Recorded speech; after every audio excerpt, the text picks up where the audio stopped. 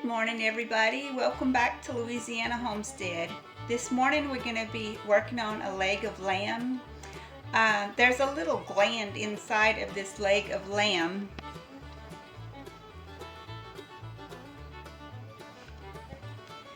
And we need to get it out. So let's start on that and then we'll proceed with what else we're going to do to get it going. I know that we're going to be seasoning it really well, and we're also going to be stuffing it with some garlic, so that's going to be delicious when it's done. Let's see if we can get this gland out. This leg of lamb was produced right here on our farm. Okay, we want to remove this gland from inside this leg of lamb, and what we're going to do is, this is the bone side. This is the softer side where the bone is not. What we're going to do is cut right into it.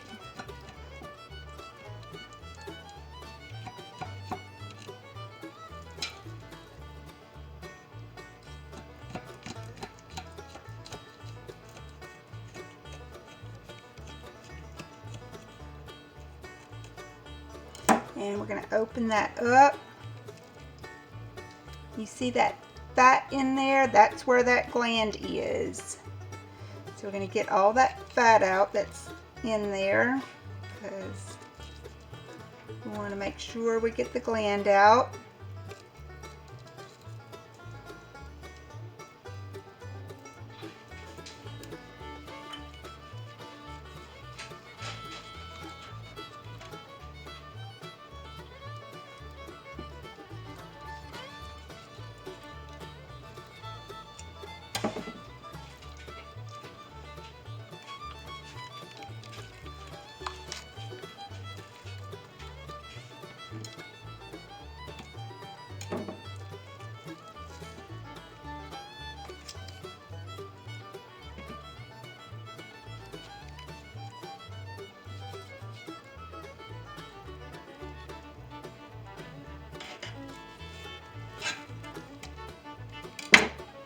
Okay, and that is the gland. I don't know if y'all can see it, but that dark color in the center, that's the gland, and it has a pungent smell to it, and we do not want to cook that. We want to get that out before we start cooking. So we got it.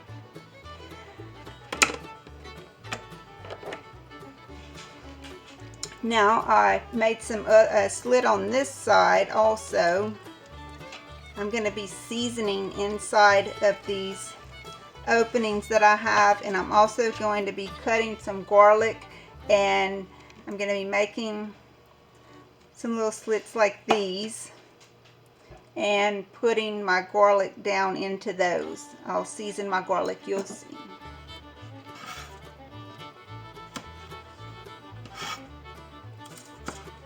As you can see, my garlic's trying to sprout on me a little bit, but it's not going to hurt anything. It's not a problem.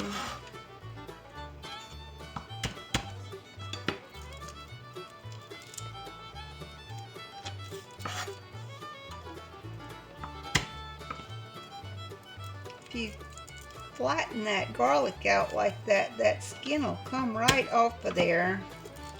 Makes it super easy to peel instead of fighting with those little thin skins on there. Oh, that didn't have one, and that one's off too. So you see how easy that was to get those off. So this is what I'm doing. I'm slicing these up.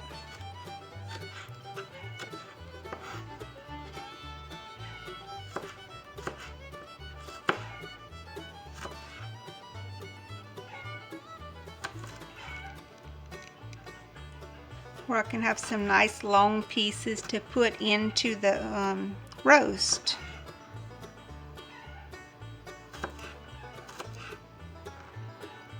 My chickens sure are making a lot of noise. I just went and checked on them. They didn't see anything wrong. You have to check on them pretty often when they start doing that.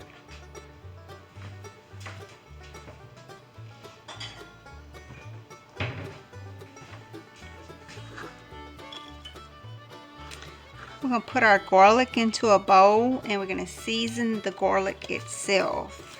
I'm going to put a little oil on it. I'm going to be using olive oil for mine.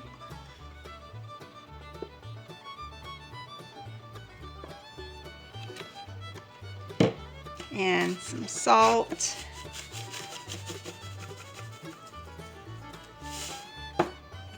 And a little red pepper.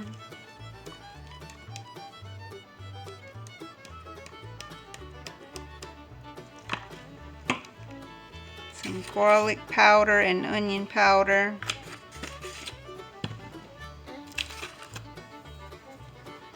And that way some of that seasoning will get down also into that meat.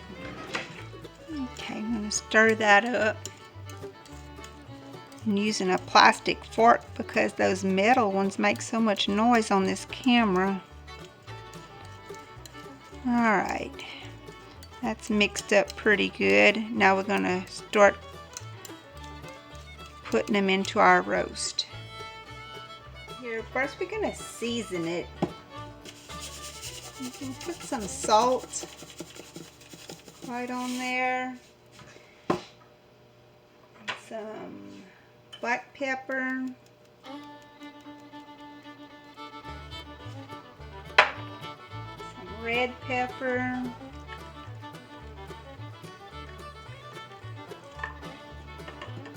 And some garlic powder and onion powder.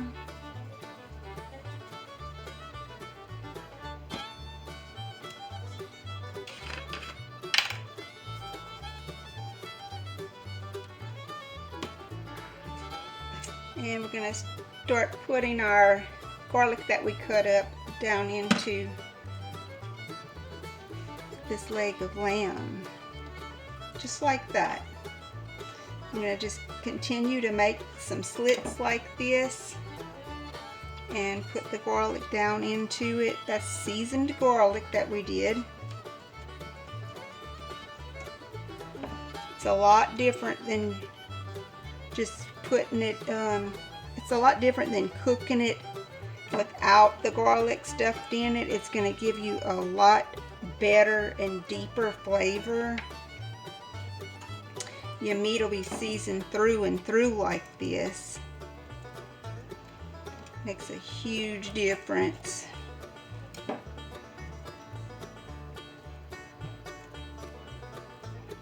I always seen Mama stuff her roast like this, and it was always so good.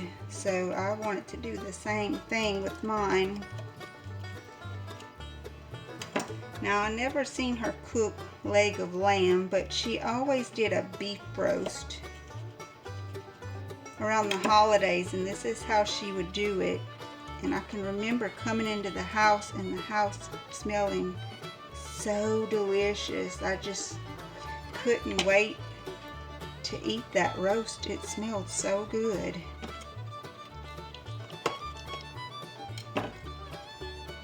So basically I'm going to get it all stuffed on this side and turn it over, season this side, and stuff it too. Okay, so I have this side seasoned, and I'm just going to stuff it with the garlic as well. I normally make my roast in a black iron pot with a tight fitting lid, but this big piece of meat wouldn't fit into that. So I'm going to have to use this little roasting pan, which is fine, but I just find it doesn't seal as well around the edges as my black pot does. So I'm probably going to use a bag for this to keep it moist. Keep the juice in there. Last thing you want is a dry piece of meat, because I'm going to be cooking this for quite some time. I'm not going to just cook it until the thermometer says that this kind of meat is done. I'm going to be cooking it beyond that because I want it to be tender. I want it to be falling off the bone tender. So when you do that, you can dry a piece of meat out if you're not careful, because it's in the oven for so long. So I'm going to use the bag. It does work well to keep the moisture in, I find. I just discovered those bags a couple years back, and I really do like them. I've actually been getting them at the Dollar Tree. They have them, and they're a lot cheaper, and they're just as good as the ones you get anywhere else.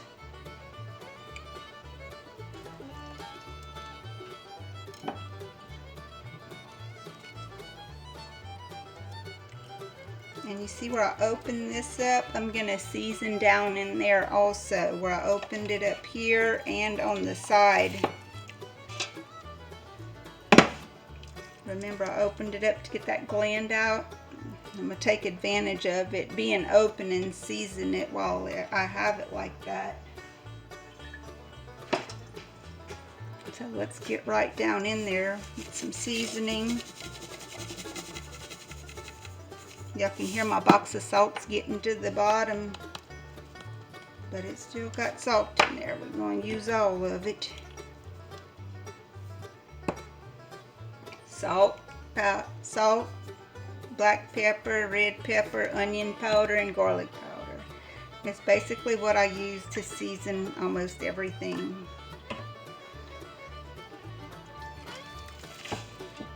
Get down in this side too. Rinse my hands off and dry this pan that I'm going to be getting my salt in there with. Okay. Black pepper, red pepper, onion powder, garlic powder. Okay, that looks pretty good. I do still have a little bit of garlic left. What I'm going to do is put some down in these places where I just seasoned.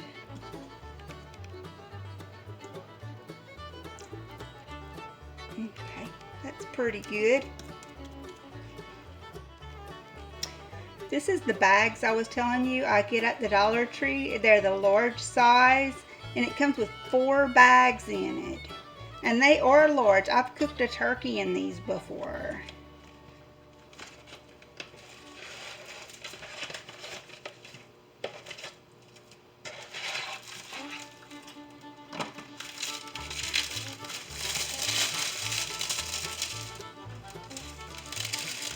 So it comes with the bag. It comes with the little ties to close the bag up. And it also comes with this nice little chart that tells you how long and how to cook the turkey, poultry, beef, lamb, pork, or smoked pork. Let's see, for the lamb it says if it's 2 to 4 pounds, cook it for 1 to 1.5 hours with a tablespoon of flour and no additional water in the bag. And it should be cooked when the meat thermometer says 150 degrees. So it tells you these instructions for each one of these things that you can cook in the bag. Very helpful information, I find. But like I said, I am going to cook mine longer. I'm going to make sure it gets to this temperature, 150 degrees with the meat thermometer. But I'm going to cook it longer than the 1.5 hours because I'm sure it's going to take longer than that to get it as tender as I'm looking for. So what you would do is take the bag, open the bag, and you're going to put a tablespoon of flour in there to coat it so that it doesn't stick. It says adding the flour will help blend the fats and juices and prevent the bag from bursting. Place the bag into a baking pan. Ensure that it is deep and wide. So let's get our flour into it. I'm going to use a tablespoon of flour in it.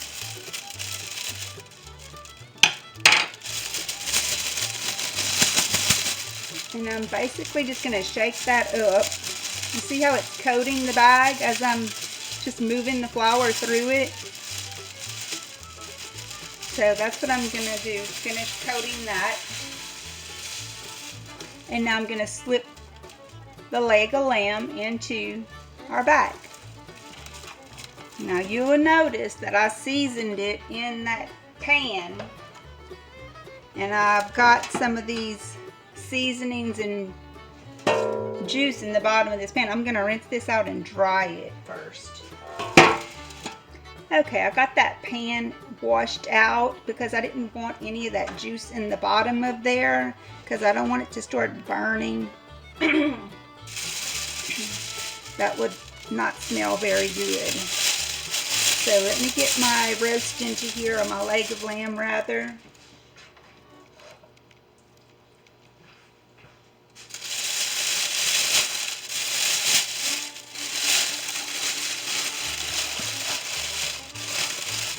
Okay, that fit just fine.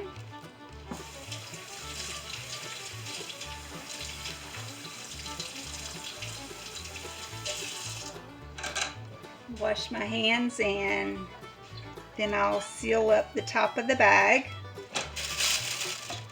which is relatively simple.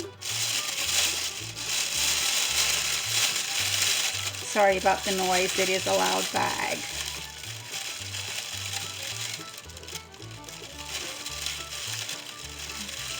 Put our little tie around there, pull it through that opening and cinch it as tight as you can. That will work. And also you're supposed to do some little slits, so we're going to do that also. I love this fillet knife, y'all. I use it for everything and I've had it for years. When I first got married and my husband would kill deer and bring that home, I could not find a good knife to cut that with, and I asked my brother and he said, get you a good fillet knife. And ever since then, I love it. That's all I use for wild game. It works so well. Alright, I'm just going to poke a few holes in the top because that's what the instruction says to do. You want to keep your bag from bursting. Of course, it's going to build up heat in there. You want to have some little escape routes for that. We're not cutting the bag wide open. We're just adding a few little slits here and there. And it's ready to go into the oven now. I have my oven preheated to 350. Okay, you see that? It fit in there just fine. And I'm not going to put the lid on this pot because I'm using that bag. I'm not going to even need the lid. So we're going to put the timer on and get started. I will let it cook for an hour and a half because I'm pretty sure it'll take that long just to get to the right temperature.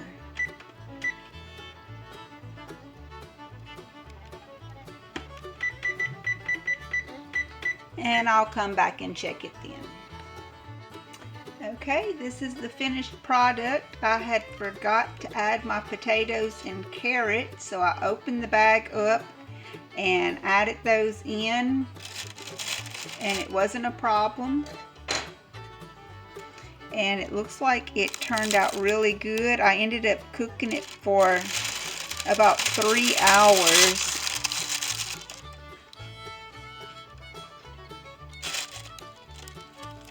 And it is extremely tender. You see that? Very tender.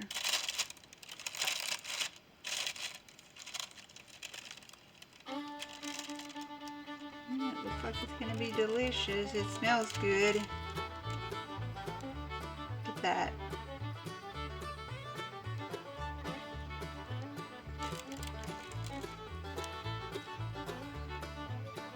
Potatoes. season those before I put them into the bag. It looks good. I guess I'll taste it.